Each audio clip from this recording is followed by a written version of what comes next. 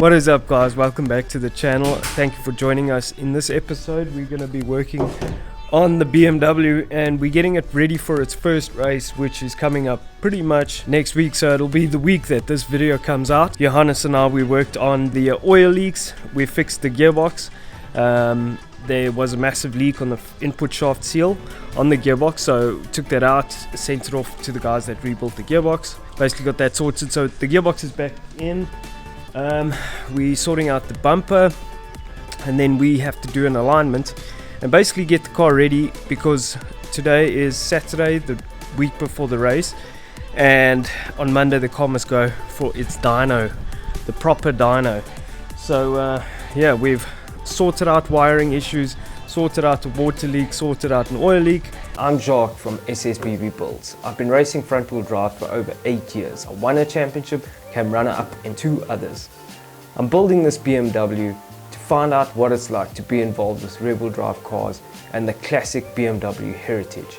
Join me on this discovery as I share my passion. There's a couple of small things we're doing. One of them is we couldn't get the water temp sensor working on the dash, so we've put in another water temp gauge. So this, I've made this contraption. This is basically for the sensor for that gauge, so we've just done that. We're going to put that in. So something that we found on the dyno was that the cam sensor wasn't picking up for some reason, and we kind of looked through the wiring, we fixed a few things, but couldn't find anything wrong until I pulled out the cam sensor. And what's interesting is the cam sensor, you will see on the edge of the sensor, right on the tip, it's actually melted. So I think what's happened is the first map we had in this car, we're trying to get it started. Somehow one of the drivers might have been switched around, and we could have sent this thing 24 volts or something, and it's a 0 to 5 volt sensor, I think. Something like that. Anyway, I think we melted it. So I went and got a new sensor, and that's part of what we got to do, so that when it goes back to the dyno, we can actually map it with the cam sensor and the crank, and we can do full sequential injection and independent coil and plug fire kind of thing. So that's what we're going to do now. We just lube the O-ring, so I managed to find another O-ring. The other one didn't seal so nicely. So that was also something we were battling with, was oil leaks, because BMW. There we go. 10 Newton meters. Done. Sensor goes in. This is going into the cylinder head.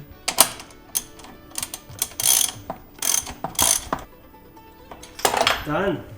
Something else I'm going to do is put some tape. This is friction tape onto the footwell on the driver's side, just to stop my feet from flying around while I'm on the track, because we've got a race coming up, so we're just going to try and just keep it as safe as possible. So yeah, that's the next thing I'm going to be doing, putting some of this on.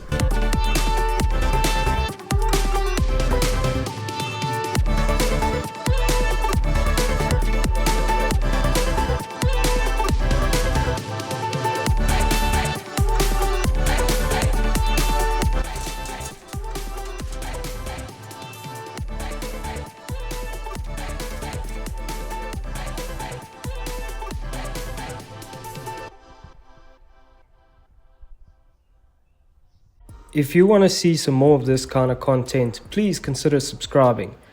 Just click on the subscribe button, hit the bell, and you're good to go.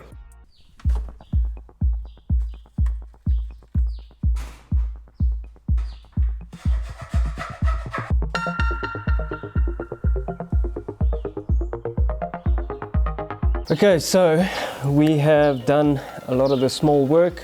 Kind of got the front bumper on, we've got the toe strap sticking out there. So now what we're going to do is we're going to get it on the ground, and we are going to do an alignment. So basically we just want to make sure that the wheels are pointing in the right direction and make sure the camber is okay. A bit later I need to go and get fuel, so we don't have too much time as usual. I'd like to do corner weights. We're just going to see where we get to.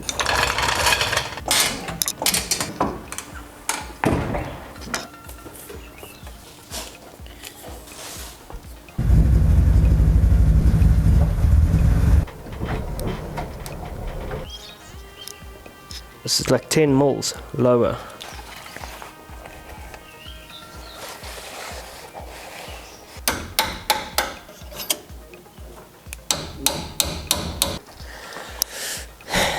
Check here.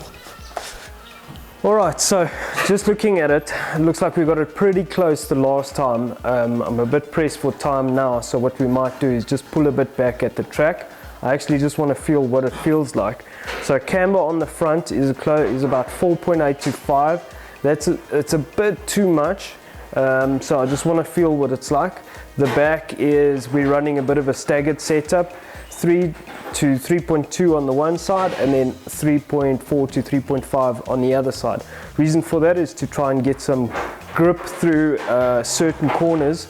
These are strategic corners, so they will render a better lap time if you run a staggered setup. So we're going to leave it as is. What we're going to do is just set the toe so that it's pretty much driving straight. I think it's got plenty toe out on the front, so I remember the car was super nervous on the front, so we'll just run it. I think for this we're going to run it like 1 to 2 mils toe out, total toe on the front. Sorry, no, that's per side. So 1 to 2 mils per side on the front, that's about 4 mils toe out, 2 to 4 mils toe out total. And on the back we'll run a bit of toe in, so we'll run the opposite. We'll run 1 to 2 toe in per side on the back. That's to kind of just stabilize the car. Let's get to it. So this is a design I came up with.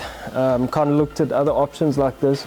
So the problem with this and the South African market is that to bring stuff like this in from the UK or Europe is horrendously expensive because of the initial cost, our exchange rate, the shipping and the import duties and VAT. It becomes ridiculous. So I kind of designed and commissioned this myself, and so this will be for sale on our website pretty soon when our website finally gets up and running. So yeah, but it's a pretty cool system. Just takes a bit of fiddling. Yeah. So we need like a mil in. That's crazy.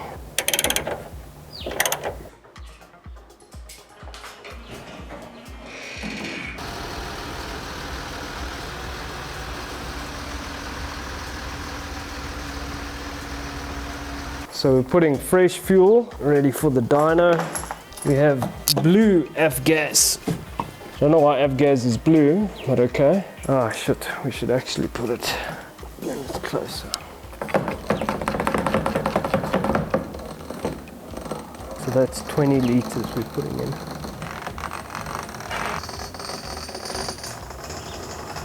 $20 liters of fuel ready for the dyno.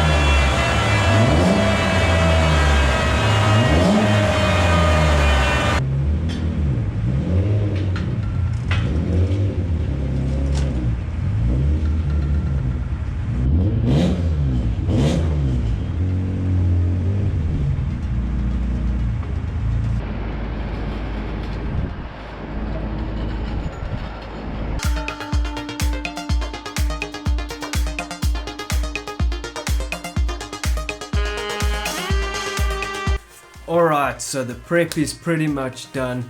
We had a ton of work to do, but the car feels really good. Great news is that feedback from Ross at RBTS on the dyno was really good. We still had a couple of ridiculous problems that I'm battling to get through. So the one is I couldn't get the Vanos to activate. I did a bunch of tests. I tried to manually activate it. Ross tried to activate it on the dyno.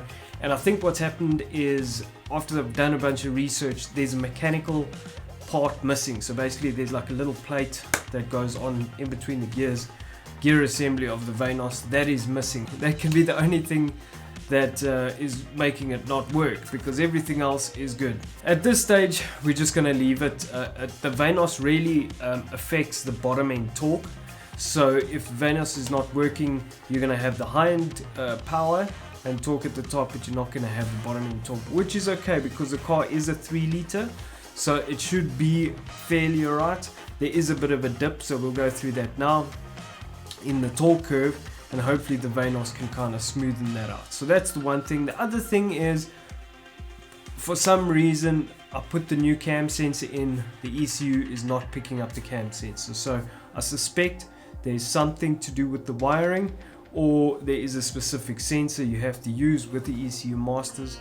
I'll have to figure that out at a later stage. So we're running it on wasted spark and pretty much same kind of fueling setup, so that really shouldn't affect it too much, and it hasn't, because the power and the torque is actually really good, and I'm super stoked with it. So just remember, these numbers are on the wheels at 1500 meters altitude, so that means we are 1500 meters above sea level.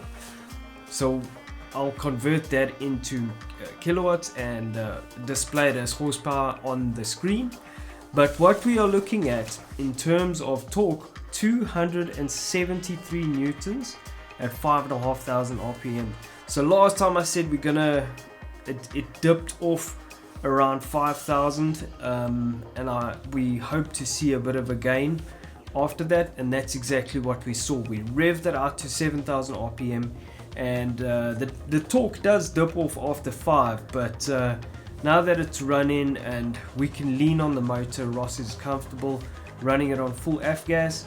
We've revved it out all the way. He's really done wonders with the fueling and the timing, and we managed to get a 273 newtons on the wheels. It's really good. The torque also from at 2000, you're looking at 190 newtons. It's great. I mean, it's a lot of torque. So the car should be really good out of the corners and then pull really strong to the top. So in terms of power, this is the big one. This is what everybody's been asking. What power does she make? Well, it was strong. I'm very happy with the results. And when I first went there, just remember what this car made. So in terms of power, we made about 101 kilowatts. Pretty much 100 kilowatts at 5,500 RPM. So this thing made 100 kilowatts on the wheels when I first went there. Now we've got it up to 156 kilowatts at, what is that, 6,500 RPM. So 156 kilowatts on the wheels at 6,500 RPM. That works out roughly to 190 kilowatts at the coast, which is pretty stout. Now that's on the wheels. Sean Gradwell has checked on a few of their dynos, and that works out more or less to 220 on the fly. Their dynos at the coast, they measure on the fly, and looking at it, it's more or less around those numbers, and that's pretty much what the cars make. This car's had a bit more done to it than the conventional, let's say, base tune. It's got a higher compression, it's a 3 litre, it's got the cams, we've done the head. I'm really happy, and it's got M3 E36 M3 exhaust manifold.